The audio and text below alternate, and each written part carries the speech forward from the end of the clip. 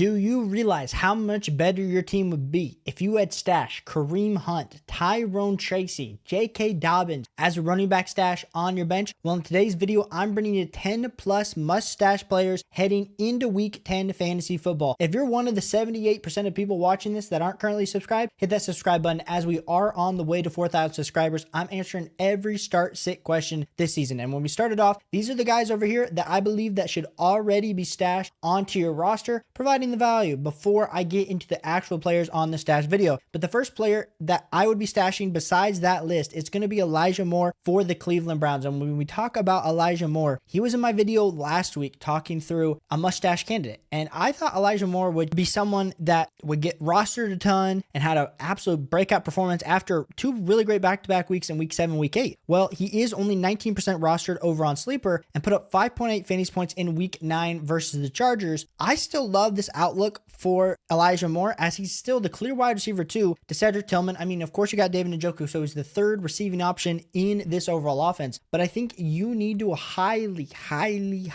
consider adding in some Elijah Moore as a mustache player. He's my first mustache player. Have to have him on the bench. I think he's absolutely a great option that you need to be having. Now, the next player that I am adding and I am stashing on the end of my bench is going to be Ricky Pearsall for the San Francisco 49ers. When we're talking about Ricky, 55% roster, so he might be a little bit more highly rostered than a guy like an Elijah Moore, especially after last week, after putting up 11.7 fantasy points versus Dallas, had 4 targets, 4 receptions. The thing that I do want to talk about Ricky and this overall offense is we got Deebo Samuel coming back. So we got Deebo Samuel, Juwan Jennings, Ricky Pearsall. So if he is available in one of the 45% of leagues out there, definitely think Ricky is definitely worthy of a stash going forward because like we said, we've seen Deebo be a little bit injury riddled this year. We got no Brandon Ayuk for the rest of the year. As much as George Kittle has been the tight end 1, we got CMC coming back. This offense, they are continuing to go forward towards the playoffs. And I think Ricky Pearsall is going to continue to be a high level functioning wide receiver for them, especially with the fact that they drafted him with round 1 capital. They're going to want to get him involved. Absolutely love some Ricky Pearsall as a stash in fantasy football. Now, we kind of get to this range of players that I'm going to talk about next, and I just want to call this section the handcuff running back section. And we all know that if there was an injury to the starter on a lot of these teams, that all of a sudden the backup gets a ton of value added to their team. So the first player is going to be Zach Charbonnet. He's 52% roster, so he is a high priority handcuff. There's a chance that he's already rostered in the league. But if you are a Kenneth Walker owner and or you are looking at your team and you're looking at your RB2s and you're like, hey, I don't have a lot of upside. You missed out. Of course, you had Jordan Mason, and maybe Jordan Mason, like we said, is no longer has the value. Zach Charbonnet is that guy for me.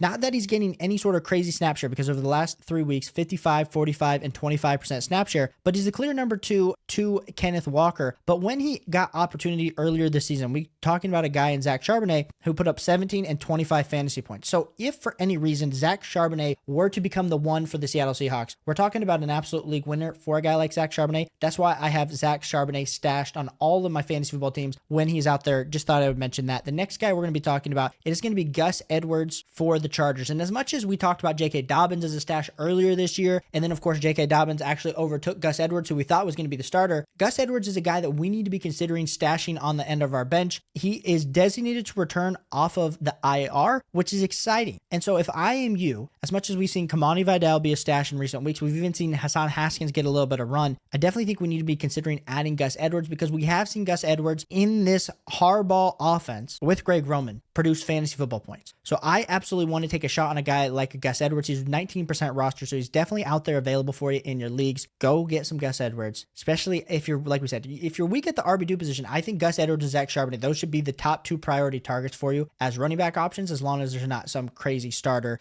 somehow still available for you there. The next guy is going to be a little bit deeper, but he is the third running back target I would be having. It would be Cam Akers for the Minnesota Vikings. And a lot of you I put him out in my video 2 weeks ago when Cam Akers re-signed with the Minnesota Vikings, and a lot of y'all were like, Cam Akers sucks, Caleb. And to be fair, when he was the starter for the Houston Texans, besides one 12-point fantasy football day, I can't really argue with that. But he did get 22% of the snaps, 7.3 fantasy points versus the Colts, six rushing attempts for 46 yards and 2 targets, 2 receptions for 7 yards. And so he has clearly taken over for Ty Chandler. He's the RB2 in this offense. And the thing about Aaron Jones is we haven't seen Aaron Jones stay fully healthy in a season. So I'm excited to see if Cam Akers were to get some run. I know we're talking Zach Charbonnet, Gus Edwards, Cam Akers, really only having starter level value if something were to happen to the starter in front of them. But the thing is, if we wait, if we don't have these guys stashed at the end of our benches, especially in medium-sized leagues, we're going to run the risk that when an injury happens, then we're not going to have have the ability. We're going to have to fight on the waiver wires. We might miss out on the opportunity. I just think these 3 guys are clear running back ads that you need to be having. Now, some deeper running back ads that I just wanted to include in this video, and I feel like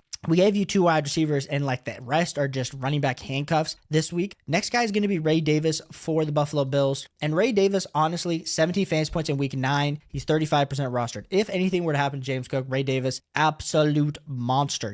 2 targets, 2 receptions, really had that 35-yard reception that took it in for the touchdown, really where he got all that fantasy points. But like we said, 14% snap share, nothing great. But if you do own James Cook, I would maybe try to handcuff with a Ray Davis at this point. Like I said, I don't always love to handcuff my running backs because then it gives me maybe a little bit less flexibility on the bench. But when we get to this part of the season, if one of my major running backs is to get hurt, I want to have the handcuff so I get an instant level starter on my bench if anything were to happen. The next player that we're going to be talking about potentially stashing, it's going to be Audric Estime for the Denver Broncos. And as much as we've loved Javonte Williams, even a Jaleel McLaughlin, we're starting to, I think his role could definitely start to grow in the second half. A lot of these rookie level running backs, they come in, the team drafts them, put some type of draft capital in them, but especially when a team like the Broncos, who are kind of there, like Sean Payton said on Monday that he anticipates that Estime is going to be playing more frequently down the stretch. So what's that going to mean? That's going to mean Estime is going to be eating into Jaleel McLaughlin and Javonte Williams snap shares. Now, like we said, 3.5 fantasy points in this last week 9 game versus Baltimore was the highest fantasy football total that Audric Estime has put out this season. So Audric Estime has been straight cheeks for your fantasy football roster if you had him. He's only 7% rostered. But I think going forward, we definitely need to consider Audric Estime as a great level stash option going forward. And like we said, we're providing value here, trying to give you guys that you could potentially be stashing onto your roster. The next guy that we're going to be potentially stashing, it is going to be Blake Corum. We've seen Kyren Williams be an absolute bell cow, but Blake Corum, let's not forget, was drafted in the 3rd round of the NFL draft. And this dude's gotten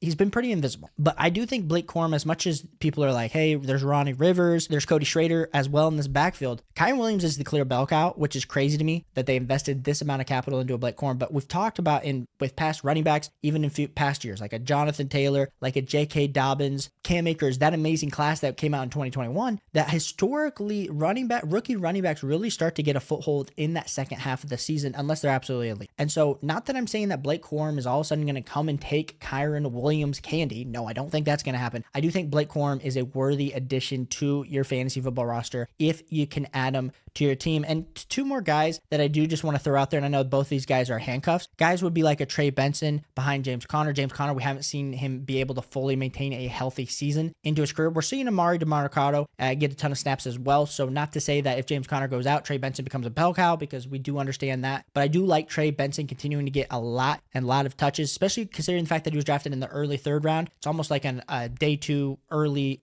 2nd round pick for the Arizona Cardinals that they invested into him. So definitely think these guys are a lot of good stashes. I know there was a lot of handcuff running backs today, but we're getting into the point in the season that if you are a contender, we need to make sure that we are mitigating all the risks we can on the end of the bench and giving ourselves as much upside as possible to help us win a fantasy football championship. So if you like fantasy football, hit that like and subscribe button on the way to 4,000 subscribers. Want you all here in the community as we continue to demolish, as we continue to take no prisoners in our fantasy football leagues. I'll catch you all on the next one. Peace.